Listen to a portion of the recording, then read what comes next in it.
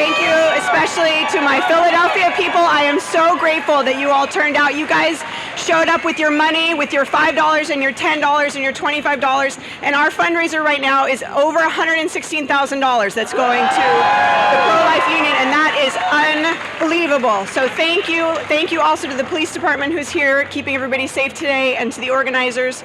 And a special thanks to Lila and to Abby and to Matt, because their speaking out on this incident is really what brought this to national attention. And I know that that wouldn't have happened without you. So thank you. A little background. 6 or 7 years ago, I read this little book called Unplanned. Some of you may have heard of it. And it was so compelling. And not just Abby's powerful conversion, but what was most striking to my husband Joe and myself was her testimony to the efficacy of prayer outside of clinics. And I'm embarrassed to tell you today that up until that moment, I was pro-life. I wanted abortion to end in our country, but it would seem too big. I was not convinced that a few people standing quietly outside of a building would have any discernible impact. But Abby told me it did, and I believed her. So that year, my family, we signed up with 40 Days for Life, and we prayed that at the Westchester Planned Parenthood, that's the clinic that's assigned to our parish, and we went as a family for about 3 years. And then this past fall, I was at the Pro-Life Union dinner, and I heard Dr. Ribeiro speak about the sidewalk servants here in Philadelphia. And I knew that the Lord was telling me that 40 Days for Life was a really good first step, but that it was time for me to enter deeper into this movement and to make a more significant time commitment. And so I watched the videos on YouTube. I watched the Sidewalk Servant series, and I signed up for my first volunteer time slot. And I showed up here at this clinic alone, and you need to know, nothing happened that day. Not a single thing happened.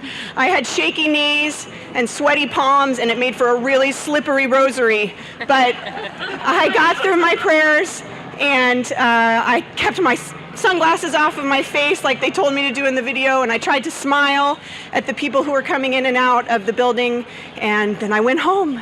And a couple weeks later, on Holy Thursday, I came back with my daughters and their friend, and as you all know, we had a remarkably different experience that day.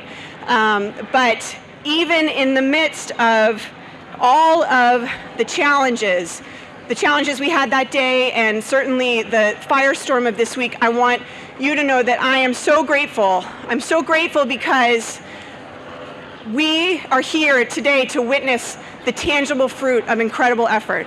And I know that there are people who have been doing this work for decades, and that they are not always given the gift of seeing the tangible fruit of their work.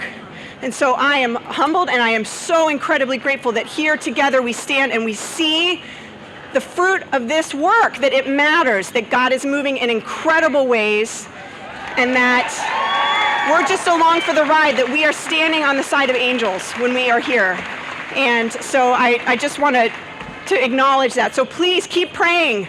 I will be here. I will be back. I will be at other clinics. My girls will not be with me for a while, but please sign up. Watch the video series. It gave me a sense of peace before I came here myself that first day.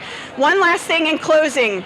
About 10 blocks from where we stand is the house where James Madison lived, and he was a representative, a delegate to the Constitutional Convention, which took place in this city. He's known now as the father of our Constitution, and he, not only did he live here, but he was one of the founding fathers who specifically, clearly enumerated our rights. And so this city of Philadelphia, I'm so proud to be here. We are the birthplace of America. Amen. And this city is where the self-evident, unalienable right to life was first declared, right?